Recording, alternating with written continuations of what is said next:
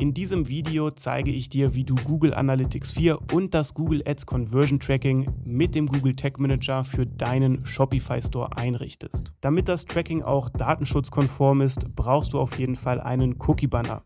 Ich benutze dafür den Cookie Banner von Cookiebot, weil du damit auch den Google Consent Mode, der ab März 2024 Pflicht wird, relativ einfach einrichten kannst. Für den Fall, dass du Cookiebot noch installieren musst, habe ich bereits ein Video dazu veröffentlicht, das du dir vorher natürlich nochmal anschauen kannst. Dann brauchst du auch noch ein Google Tag Manager Konto. Das kannst du dir kostenlos unter tagmanager.google.com erstellen. Über den Button oben rechts in der Ecke kannst du ein neues Konto erstellen. Dann trägst du hier deinen Unternehmensnamen ein, wählst Deutschland aus und wählst als Zielplattform Web aus. Das bestätigst du über den Button unten links in der Ecke. Dann musst du die Datenschutzerklärung nochmal kurz akzeptieren und das oben rechts in der Ecke nochmal mit Ja bestätigen. Anschließend wirst du direkt in den Arbeitsbereich von dem Google Tag Manager weitergeleitet und es wird automatisch die Tag-Installation angezeigt. Für den Fall, dass du die Anleitung weggeklickt hast, findest du die auch oben rechts in der Ecke. Da findest du deine Google Tag Manager ID und wenn du hier draufklickst, dann öffnet sich die Anleitung wieder. Vorher möchte ich dir noch eine kurze Anpassung zeigen, die du in deinem Konto vornehmen solltest. Ich hatte das am Anfang schon kurz erwähnt, dass ab März der Google Consent Mode Pflicht wird. Das ist nochmal eine zusätzliche Einwilligung über Google. Und wenn du auf die Verwaltung klickst, dann auf die Container-Einstellungen gehst, hast du die Möglichkeit, einen Haken bei Einwilligungsübersicht aktivieren zu setzen. Das solltest du auf jeden Fall machen, das speicherst du einfach kurz ab. Und wenn du dann wieder zurück in den Arbeitsbereich gehst, unter den Tags einen neuen Tag anlegen möchtest, dann findest du oben rechts in der Ecke ein kleines Symbol mit einem Haken. Dieses Symbol taucht nur auf, weil ich das gerade aktiviert habe und wenn du da draufklickst, dann werden hier deine ganzen Tags angezeigt und du kannst sehen, ob eine Einwilligung für den Google Consent Mode konfiguriert wurde oder nicht. Das einfach nur als kurze Hintergrundinformation. Als nächstes musst du ein Template für Cookiebot bzw. für deinen Cookie Banner erstellen. Und das Gute ist, dass es in dem Google Tag Manager dafür eine Vorlage gibt. Das ist ein weiterer Grund, Cookiebot zu verwenden, weil damit die Einrichtung wirklich total einfach ist. Die Vorlage kannst du hinzufügen, indem du auf Neu unter den Tags klickst. Dann wählst du die Tag-Konfiguration aus und auf der rechten Seite in dem oberen Bereich findest du die Community-Vorlagen. Da klickst du ganz kurz drauf. Und in der Suche gibst du Cookiebot ein. Die Vorlage, die du installieren musst, heißt Cookiebot CMP. Das bestätigst du, indem du auf Zum Arbeitsbereich hinzufügen klickst. Dann klickst du nochmal auf Hinzufügen und diesen Tag kannst du Cookiebot CMP nennen. In der Tag-Konfiguration musst du wieder deine Cookiebot-ID eintragen. Die findest du wieder in deinem Konto unter der Implementierung. Die kopierst du dir einfach raus, gehst wieder zurück in den Google Tag Manager und trägst die hier ein. Der Google Consent Mode, der sollte aktiviert sein. Das ist aber auch eigentlich die Grundeinstellung.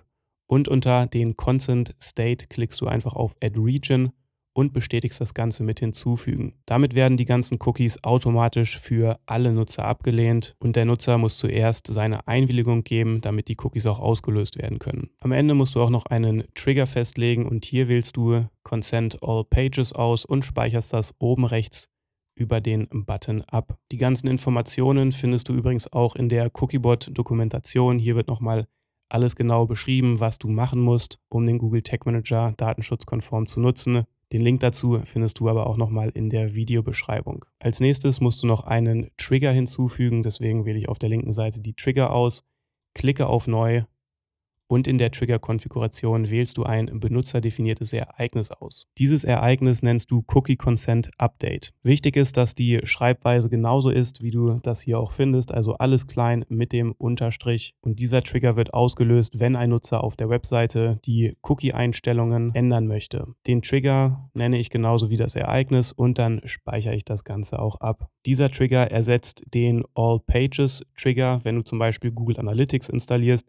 Dann möchtest du auch, dass Google Analytics auf jeder Seite ausgelöst wird und stattdessen kannst du jetzt den Cookie Consent Update Trigger benutzen. Dann wird bei jedem Seitenaufruf überprüft, ob der Nutzer seine Einwilligung gegeben hat oder die Cookies abgelehnt hat und anschließend wird erst Google Analytics ausgelöst. Das waren auch alle wichtigen Grundeinstellungen in dem Google Tag Manager. Als nächstes musst du noch den Google Tag Manager auf deiner Webseite installieren und dafür musst du wieder die Anleitung über deine Google Tag Manager ID oben rechts in der Ecke öffnen. Den ersten Code kannst du dir direkt rauskopieren und in der Zwischenablage speichern. Dann gehst du wieder zurück in deinen Shop, gehst auf die Themes, öffnest über die 3 Punkte den Theme Editor, indem du auf Code bearbeiten klickst, und in der Theme Liquid Datei musst du unter den öffnenden Head Tag den Code einfügen. Dann gehst du wieder zurück in den Google Tag Manager, kopierst den zweiten Code für den Buddy-Bereich. Den kannst du auch suchen, indem du auf Steuerung F klickst und dann Buddy hier einträgst, auf Next klickst und dann wird der öffnende Buddy-Tag hier auch direkt markiert. Am Ende von dem Tag klickst du wieder auf Enter, damit du in die nächste Zeile springst, fügst den Code hier ein und speicherst das Ganze über den Button oben rechts in der Ecke ab. Damit hast du den Google Tag Manager auf deiner Seite installiert, aber das Problem in Shopify ist, dass du die Checkout-Seite bzw. die Danke-Seite nach einem Kauf nicht tracken kannst. Beziehungsweise es ist möglich, aber das musst du noch zusätzlich einrichten. Das kannst du machen, indem du auf die Einstellungen klickst und dann wählst du den Checkout aus. Wenn du hier nach unten scrollst, dann findest du einen Bereich für zusätzliche Skripte für die Bestellstatusseite. Und das ist die Seite, auf die ein Nutzer weitergeleitet wird, nachdem er ein Produkt gekauft hat. Hier gibt es auch den Hinweis, dass man auch Kundenereignisse erstellen kann. Dieser Bereich ist aber unglaublich unzuverlässig, deswegen hoffe ich, dass man auch möglichst lange die Skripte auf der Bestellstatusseite benutzen kann. Aber für den Fall, dass du das nicht machen kannst, dann musst du das einfach unter den Kundenereignissen hinzufügen. Und unter den zusätzlichen Skripten fügst du dann wieder den Google Tag Manager Code hinzu. Zuerst den Head Tag, dann klickst du zweimal auf Enter, gehst wieder zurück in den Google Tag Manager, kopierst den Buddy Tag, fügst den darunter ein und speicherst das Ganze ab. Als nächstes möchte ich dir zeigen, wie du Google Analytics 4 auf deiner Webseite installierst. Und dafür musst du natürlich erstmal ein Google Analytics 4 Konto erstellen, für den Fall, dass du das noch nicht hast. Wichtig ist, dass du hier auch wieder die gleiche E-Mail-Adresse verwendest wie für die ganzen anderen Tools. Und dann klickst du einfach auf Messung starten. Du kannst deinen Kontonamen angeben. Bei der Datenfreigabe würde ich dir empfehlen, dass du alle Haken entfernst und dann bestätigst du das mit Weiter. In dem nächsten Schritt gibst du deinen Property-Namen ein. Das kann zum Beispiel deine Domain sein. Du kannst die Zeitzone noch anpassen, die Währung anpassen und dann bestätigst du das wieder mit Weiter. Du kannst ein Geschäftsziel festlegen. Als Plattform wählst du wieder Web aus und bei der Datenstream-Einrichtung trägst du wieder deinen Domainnamen ein. Für den Streamnamen benutzt du einfach deinen Unternehmensnamen und über die optimierte Analyse werden automatisch Events hinzugefügt. Das kannst du auch aktiviert lassen und anschließend auf Stream erstellen klicken. Dann öffnet sich ein Arbeitsbereich, in dem eine Mess-ID angezeigt wird und das ist die ID, die du benötigst, um Google Analytics 4 für deine Shopify-Seite zu installieren. Für den Fall, dass du diesen Bereich schon weggeklickt hast und dich auf der Startseite befindest, musst du einfach nur unten links in der Ecke auf die Verwaltung klicken. Unter der Datenerhebung findest du den Datenstream. Dann klickst du nochmal auf den Datenstream und dann öffnet sich wieder der Bereich, wo du die Mess-ID findest. Ich werde dir in diesem Video zeigen, wie du Google Analytics 4 über den Google Tag Manager installierst. Deswegen öffne ich wieder den Google Tag Manager. Klicke auf der linken Seite auf die Tags und anschließend oben rechts in der Ecke auf Neu. In der Tag-Konfiguration wählst du den Google-Tag aus und unter der Tag-ID trägst du die Mess-ID aus Google Analytics ein. Du hast auch die Möglichkeit, auf das Lego-Symbol auf der rechten Seite zu klicken und die Mess-ID als Konstante speichern. Wenn du das machen möchtest, klickst du oben rechts in der Ecke auf das Pluszeichen, dann wählst du Variable konfigurieren aus, scrollst ein bisschen nach unten, klickst auf Konstant und trägst hier den Wert ein. Bei den Namen kannst du auch wieder deine ID eintragen, klickst dann auf Speichern und wenn du dann zum Beispiel ein Google Analytics 4 Event erstellen möchtest, dann klickst du einfach auf die Tag-ID bzw. auf das Lego-Symbol und dann kannst du hier mit einem Klick deine Mess-ID hinzufügen. Unter den erweiterten Einstellungen musst du noch den Google Consent Mode aktivieren. Das findest du ganz am Ende unter der Einstellung zur Nutzereinwilligung. Hier klickst du dann nochmal auf die zusätzliche Einwilligung und wählst Analytics Storage aus und damit hast du auch schon den Google Consent Mode aktiviert. Als Trigger benutzt du einfach das Cookie Consent Update. Damit wird Google Analytics immer ausgelöst, wenn der Nutzer auch seine Einwilligung gegeben hat. Und diesen Tag musst du am Ende auch noch benennen. Ich schreibe hier einfach rein GA4, speichere das Ganze ab und dann hast du auch schon Google Analytics auf deiner Webseite installiert. Das kannst du überprüfen, indem du oben rechts in der Ecke auf In Vorschau ansehen klickst. Dann öffnet sich der Tech Assistant in einem neuen Fenster und hier trägst du einfach deinen Domainnamen ein. Wenn du auf Connect klickst, dann öffnet sich deine Webseite in einem neuen Tab und dann kannst du dich hier ganz normal auf der Webseite bewegen und irgendwelche Aktionen ausführen. Und in dem Google Tech Assistant kannst du sehen, welche Tags auf welchen Seiten ausgelöst werden. Auf der linken Seite findest du eine Zusammenfassung von den einzelnen Seitenaufrufen. Das ist zum Beispiel die Startseite, auf der ich mich gerade befinde. Darunter werden die einzelnen Events angezeigt. Zum Beispiel wird hier auch der Consent bzw. die Einwilligung für die verschiedenen Cookie-Gruppen geprüft und weil ich alle Cookies akzeptiert habe, wurde auch Google Analytics ausgelöst. Das kann ich auch nochmal überprüfen, indem ich auf die Cookie-Einstellungen gehe, dann auf Einwilligung ändern klicke und alle Cookies ablehne, die Seite dann nochmal neu aktualisiere und wenn ich den Tech Assistant dann öffne und mir den neuesten Seitenaufruf auf der linken Seite anschaue, dann wird Google Analytics 4 auch nicht ausgelöst, weil ich alle Cookies abgelehnt habe. Das heißt, Google Analytics 4 funktioniert schon mal. Als nächstes möchte ich dir auch noch zeigen, wie du die Verkäufe tracken kannst, weil das ist eine Sache, die du extra einrichten musst. Das Problem an der ganzen Sache ist, dass du dafür einen Data Layer brauchst. Zum Beispiel wird rechts neben den Tags ein Data Layer angezeigt und in dem Data Layer befinden sich verschiedene Werte. Und du musst einen Data Layer erstellen, damit der Produkttitel, die Produkt-ID, der Warenkorbwert, die Steuern und so weiter in dem Data Layer angezeigt werden. Es gibt dafür verschiedene Plugins bzw. Apps, mit denen man einen Data Layer einrichten kann. Aber die sind auch immer ziemlich teuer oder wenn die kostenlos sind, dann funktionieren die nicht. Deswegen würde ich dir empfehlen, dass du das einfach selber einrichtest, was auch schon sehr fortgeschritten ist. Aber es gibt dafür auch eine super Anleitung, die ich dir kurz zeigen möchte. Die Anleitung ist von Analytics Mania. Das ist auch ein super YouTube-Kanal, wenn du mehr über das Tracking lernen möchtest. Insgesamt werden hier 3 Methoden aufgelistet, wie du die Verkäufe tracken kannst. Die erste Möglichkeit ist auch über die Google- und YouTube-App, aber hier kannst du dann auch nochmal genau nachlesen, warum das keine gute Idee ist. Die beste Option ist die zweite Möglichkeit mit dem Google Tag Manager. Hier wird auch nochmal beschrieben, dass du zuerst ein Google Tag Manager Konto erstellen musst. Dann musst du den Google Tag Manager auch in dem Theme Liquid hinzufügen. Das sind alles Sachen, die wir am Anfang schon gemacht haben. Auf der Danke-Seite bzw. Bestellbestätigungsseite haben wir den Google Tag Manager auch schon hinzugefügt. Google Analytics wurde auch schon installiert. Und das, was jetzt noch eingerichtet werden muss, das ist das Tracking für die Produktverkäufe. Und hier findest du den Code für das Data Layer, den du auf der Bestellbestätigungsseite noch hinzufügen musst. Deswegen kopierst du dir den einfach raus, gehst wieder zurück in deinen Shopify Store, gehst in die Einstellungen, wählst den Checkout aus, scrollst ein bisschen nach unten und dann fügst du den Data Layer Code über dem Google Tag Manager ein. Da speicherst du ab, dann gehst du zurück in den Google Tag Manager, klickst unter den Tags auf Neu. Und in der Tag-Konfiguration wählst du diesmal Google Analytics und ein Google Analytics 4 Ereignis aus. Die Mess-ID kannst du wieder über das Lego-Symbol hinzufügen. Den Ereignisnamen nennst du Purchase. Unter den weiteren Einstellungen wählst du E-Commerce-Daten senden aus und wählst das Data Layer aus, damit die ganzen Daten aus dem Data Layer, also zum Beispiel der Preis und auch die Produkt-ID, an Google Analytics weitergegeben werden. Unter den erweiterten Einstellungen scrollst du wieder nach unten, wählst die Nutzereinwilligung aus und fügst hier auch wieder Analytics Storage hinzu, damit der Consent Mode funktioniert und am Ende musst du noch den Trigger einrichten. Hierfür klickst du auf das Pluszeichen oben rechts in der Ecke. In der Trigger-Konfiguration wählst du wieder ein benutzerdefiniertes Ereignis aus und dieses Ereignis nennst du Purchase. Genauso kannst du auch den Trigger nennen und dann speicherst du das Ganze ab. Nennst diese Tag-Konfiguration GA4 Event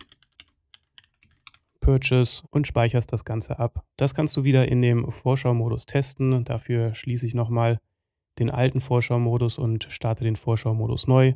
Dann stellst du wieder die Verbindung zu deiner Webseite her. Wenn unten rechts in der Ecke der Tag Assistant angezeigt wird, dann weißt du auch, dass alle Cookies akzeptiert sind, beziehungsweise dass der Tag Assistant funktioniert. Und wenn du dir den Tag Assistant anschaust, dann wird Google Analytics 4 und auch das Google Analytics 4 Purchase Event hier angezeigt. Ich sehe auch gerade, dass bei mir noch der Opt-out gespeichert ist, weil Google Analytics 4 nicht ausgelöst wird. Deswegen gehe ich nochmal in die Cookie-Einstellungen, klicke auf Einwilligung ändern und akzeptiere alle Cookies. Du kannst das Tracking auch direkt in Google Analytics überprüfen. Dafür wählst du unter der Datenanzeige den Debug View aus und hier wird zum Beispiel auch das Page View Event von mir angezeigt. Dann gehe ich wieder zurück in den Store, wähle ein Produkt aus, zum Beispiel die Lautsprecher. Bevor ich den Verkauf abschließe, muss ich aber auch noch die Testkäufe aktivieren. Das kannst du machen, indem du unter den Einstellungen auf die Zahlungen klickst. Neben den Shopify Payments klickst du auf Verwalten. Dann scrollst du nach unten und aktivierst kurz den Testmodus. Du kannst auch auf den Testmodus-Link klicken. Dann öffnen sich hier alle Informationen, die du gleich brauchst. Zum Beispiel gibt es hier ein paar Kreditkartennummern, die du für den Testkauf benutzen kannst und dann speicherst du die Einstellung auch noch ab. Dann gehe ich wieder auf die Produktseite, klicke auf in Warenkorb legen, lasse mir den Warenkorb anzeigen, klicke auf Auschecken und gebe hier die ganzen Zahlungsinformationen ein. Wenn du einen Testkauf durchführst, kannst du bei der Kreditkartennummer einfach eine von diesen Nummern eintragen. Bei dem Gültigkeitsdatum kannst du auch irgendein Datum eintragen. Wenn du die ganzen Sachen ausgefüllt hast, klickst du auf Bestellung überprüfen, bestätigst das Ganze mit Jetzt bezahlen und dann wirst du auf die Bestellbestätigungsseite weitergeleitet. Das kannst du in dem Tech Assistant überprüfen. Ganz oben links in der Ecke befindet sich der letzte Seitenaufruf von der Bestellbestätigung. Und hier wurde auch das Google Analytics 4 Purchase Event ausgelöst. Das findest du auch, wenn du etwas weiter nach unten scrollst. Dann kannst du zum Beispiel auf das Purchase Event draufklicken, wählst das Data Layer aus und dann findest du hier auch die ganzen Werte, zum Beispiel Value ist der Preis von dem Produkt. Und diese Werte werden nur angezeigt, weil ich vorher auch das Data Layer auf der Bestellbestätigungsseite hinzugefügt habe. Der Seitenaufruf davor, die Checkout-Seite, die ist durchgestrichen, weil du diese Sachen über den normalen Shopify-Tarif leider nicht tracken kannst, aber du kannst auf jeden Fall deine Produktverkäufe tracken, aber auch nur, wenn du das ganze Tracking auf der Bestellbestätigungsseite einrichtest, so wie ich dir das gezeigt habe. Davor wird der Seitenaufruf mit dem Warenkorb angezeigt. Hier wurde zum Beispiel nur Google Analytics 4 ausgelöst, aber noch nicht das Purchase-Event. Davor habe ich mir das Produkt angeguckt. Hier wird auch der Seitenaufruf dafür angezeigt und ganz am Anfang war ich auf der Seite von den Cookie-Einstellungen. Das scheint alles zu funktionieren und genau das gleiche kannst du auch nochmal in Google Analytics 4 überprüfen. Wichtig ist, dass du dafür auch den Debug View vorher aktivierst. Dafür musst du den einfach aufmachen und du musst auch den Tech Assistant dafür benutzen. Hier siehst du auch, dass das Purchase Event in Google Analytics 4 angekommen ist. Und wenn du da draufklickst, werden verschiedene Parameter angezeigt. Unter dem Value findest du zum Beispiel den Produktwert 79,99 €. Die Transaction-ID wird hier auch angezeigt. Die Steuern werden hier angezeigt. Und die ganzen Page-View-Events, die werden hier auch angezeigt. Die Scroll-Events werden auch angezeigt. Das sind alles Events, die Google Analytics 4 automatisch trackt. Und diese Daten reichen für den Anfang auch vollkommen aus. Dann möchte ich dir als nächstes zeigen, wie du auch ein Event bzw. einen Tag für das Google Ads Conversion Tracking einrichtest, für den Fall, dass du auch Google Ads Werbung schalten möchtest. Und damit das Ganze auch erfolgreich ist, musst du natürlich das Conversion Tracking einrichten. Den Tag dafür habe ich schon ausgewählt. Du brauchst noch eine Conversion ID und ein Conversion Label. Du musst eine Variable für den Conversion Wert und die Transaktions-ID hinzufügen, damit du auch den Umsatz in Google Ads tracken kannst. Und die Währung musst du auch noch hinzufügen. Für den Wert und die Transaktions-ID musst du wieder eine Variable für das Data Layer erstellen, damit diese Werte aus dem Data Layer herausgezogen werden und an Google Ads weitergesendet werden. Ich weiß, das klingt kompliziert, aber die Umsetzung, die ist relativ einfach. Du musst dafür einfach nur auf der linken Seite die Variablen auswählen. Dann klickst du unter den benutzerdefinierten Variablen auf Neu. In der Konfiguration wählst du diesmal eine Datenschicht-Variable aus und dann musst du diese Datenschicht-Variable auch noch benennen. Diese Werte findest du wieder in dem Vorschau-Modus, in dem du einen Testkauf durchführst.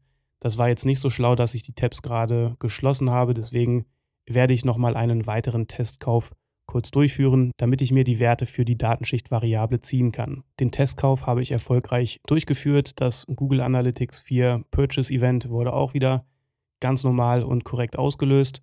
Auf der linken Seite musst du dann als nächstes das Purchase Event einmal auswählen und rechts daneben auf das Data Layer klicken. Hier kannst du wieder den Wert von dem Produktkauf sehen und die Transaktions-ID. Und diese Werte müssen wir uns herausziehen. Das kannst du machen, indem du den Namen E-Commerce und zum Beispiel Value in der Datenschicht-Variable angibst. Die Werte bzw. die Beschreibungen, die werden auch Keys genannt. Zum Beispiel ist Value ein Key, Text ist ein Key und Shipping ist ein Key. Und weil ich ganz gerne den Value herausziehen möchte, muss ich diese Datenschicht-Variable e-commerce.value nennen. Das trägst du dann in dem Google Tag Manager ein, e-commerce.value. Die Datenschicht-Variable nenne ich DLV Value und speichere das Ganze ab. Genau das gleiche wiederhole ich für die Transaktions-ID. Dafür wähle ich wieder eine Datenschicht-Variable aus, schreibe hier rein E-Commerce, gehe nochmal zurück in den Tag Assistant, dann kopiere ich mir den Namen Transaktions-ID hier raus, füge die hier ein und nenne diese Variable DLV Transaction-ID und speichere das Ganze ab. In dem nächsten Schritt kannst du den Google Tag erstellen, indem du in der Tag-Konfiguration eine Google Ads Conversion auswählst. Ich würde dir auch empfehlen, dass du kurz eine Conversion-Verknüpfung erstellst, falls du das noch nicht gemacht hast. Den Namen kannst du dir hier auch rauskopieren und hier oben eintragen. Und die Conversion-Verknüpfung hilft dir einfach nur dabei, bessere Conversion-Daten zu sammeln. Das speicherst du ab und die Conversion-ID und das Conversion-Label, das findest du in deinem Google Ads-Konto. Deswegen musst du natürlich zuerst ein Google Ads-Konto erstellen und in dem Google Ads-Konto eine neue Conversion anlegen. Das machst du am besten auch wieder mit der gleichen E-Mail-Adresse. Ich habe hier schon ein Testkonto erstellt und wenn du das gemacht hast, dann findest du entweder oben rechts in der Ecke die Tools und Einstellung. Hier kannst du unter der Messung die Conversions auswählen. Oder wenn bei dir das neue Design schon aktiv ist, dann findest du die Conversions auf der linken Seite unter den Zielvorhaben und Conversions. Du hast auch die Möglichkeit, oben links auf Erstellen zu klicken und dann hier eine Conversion-Aktion auswählen. Als Conversion-Art wählst du Webseite aus, du trägst deinen Domainnamen hier ein und klickst kurz auf Prüfen, wählst die manuelle Installation aus. Als Kategorie benutze ich den Kauf. Diese Conversion nenne ich Shopify Kauf oder Shopify Purchase und als Wert ist es ganz wichtig, dass du einen unterschiedlichen Wert auswählst, damit der Warenkorbwert dynamisch an Google Ads weitergegeben wird. Als Zählmethode wählst du alle aus, weil ein Nutzer natürlich auch mehrere Produkte kaufen kann. Und dann bestätigst du das, indem du unten links auf Fertig klickst. Wenn du nach unten scrollst, kannst du das Ganze speichern und fortfahren. Bei der Einrichtung wählst du den Google Tag Manager aus und dann findest du hier die Conversion ID und das Conversion Label. Die Conversion ID kannst du dir direkt rauskopieren. Dann gehst du wieder zurück in den Tag Manager, fügst dir die Conversion ID ein. Genau das gleiche machst du für das Conversion Label. Bei dem Conversion Wert wählst du die Data Layer Variable aus mit dem Wert, die du gerade erstellt hast. Genau das gleiche machst du mit der Transaktions ID. Und den Währungscode kannst du einfach auf Euro stellen, wenn in deinem Online-Shop auch nur mit Euro bezahlt werden kann. Am Ende musst du unter den erweiterten Einstellungen wieder die Nutzereinwilligung aufmachen, auf zusätzliche Einwilligung klicken und dann wählst du hier Add Storage aus. Der Trigger ist auch wieder das Purchase Event und diesen Tag nenne ich Google Ads Conversion Purchase. Da speicherst du dann oben rechts in der Ecke ab und dann kannst du das auch wieder in dem Vorschau-Modus überprüfen. Dafür stellst du einfach wieder die Verbindung her. In dem Tab rechts daneben kannst du dich wieder ganz normal auf deiner Seite bewegen. Du kannst hier ein Produkt in den Warenkorb legen. Zum Beispiel benutze ich diesmal die Lampe. Klicke auf In Warenkorb legen. Lasse mir den Warenkorb anzeigen, klicke auf Checkout und füge wieder meine ganzen Bezahlmethoden hinzu. Hier benutze ich natürlich wieder die Testkreditkarte, trage die hier ein, klicke auf Bestellung überprüfen, bestätige das Ganze und wenn ich dann auf den Tag Assistant gehe und mir den letzten Seitenaufruf anschaue, dann wird hier auch die Google Ads Conversion angezeigt und auch das Purchase Event. Bei dem Seitenaufruf davor wurde nur Google Analytics ausgelöst, aber noch keine Conversion. Da scheint alles zu funktionieren. Am Ende musst du in Google Ads natürlich auch noch die Conversion-Erstellung abschließen, indem du auf Fertig klickst. Und dann musst du einfach ein bisschen warten, bis sich der Status hier auf Aktiv setzt. Aber normalerweise wird hier auch erst etwas angezeigt, wenn ein Nutzer wirklich auf deine Google Ads-Anzeige klickt und danach ein Produkt kauft. Das Tracking kannst du natürlich auch nochmal überprüfen, indem du einen Opt-out machst. Dafür gehe ich wieder in die Cookie-Einstellungen, klicke auf Einwilligung ändern, lehne alle Cookies ab, gehe wieder auf die Produktseite, lege das Produkt in den Warenkorb, klicke auf Warenkorb ansehen. Und wenn ich jetzt in den Tag Assistant zurückgehe und mir den Warenkorb-Seitenaufruf anschaue, dann wird hier zum Beispiel auch nicht Google Analytics 4 ausgelöst. Das überprüfe ich jetzt auch nochmal für die Verkäufe. Deswegen schließe ich den Kauf ganz kurz ab, klicke auf Auschecken, füge wieder die ganzen Zahlungsinformationen hinzu, bestätige die Bestellung, gehe wieder in den Tech Assistant und wenn ich mir die Danke-Seite anschaue, dann wird hier auch kein Conversion-Event angezeigt. Wenn das bei dir alles funktioniert hat, würde ich dir auch empfehlen, dass du Cookiebot nochmal öffnest, auf die Domains klickst, die Domain auswählst und nochmal einen neuen Scan durchführst, damit die ganzen Cookies für Google Analytics und Google Ads auch in den Cookie-Einstellungen hinterlegt werden. Das passiert wirklich alles automatisch, aber wenn du das nochmal individuell anpassen möchtest, dann kannst du das auch in diesem Bereich unter den Cookies und Reports machen. Das war auch alles, was ich dir zu dem Tracking zeigen möchte. Ich hoffe, es hat bei dir auch alles funktioniert. Wie gesagt, das Tracking über Shopify, das ist wirklich kompliziert. Es gibt leider keine wirklich einfache Lösung, bei dem das Tracking auch wirklich robust ist. Natürlich gibt es die Google- und YouTube-App. Damit kann man das innerhalb von 5 bis 10 Minuten einrichten. Aber das ist auch alles komplett durcheinander und es wird gefühlt wirklich nur jede zweite Conversion oder jeder zweite Produktkauf darüber getrackt. Dann musst du in dem Google Tag Manager auch noch deine Tags veröffentlichen. Das hatte ich vorhin vergessen zu machen. Ich hatte die Tags natürlich alle erstellt und das auch alles überprüft. Aber am Ende musst du auch noch oben rechts in der Ecke auf den Button Senden klicken. Dann kannst du der Version auch noch einen Namen geben, zum Beispiel CMB und das Purchase Event habe ich eingerichtet. Und dann klickst du oben rechts auf den Button Veröffentlichen. Und dann sind die ganzen Daten bzw. die ganzen Tags, die du hier eingestellt hast, auch offiziell auf deiner Webseite live. Das war auch alles, was ich dir zeigen wollte. Ich weiß, es waren ganz schön viele Informationen auf einmal.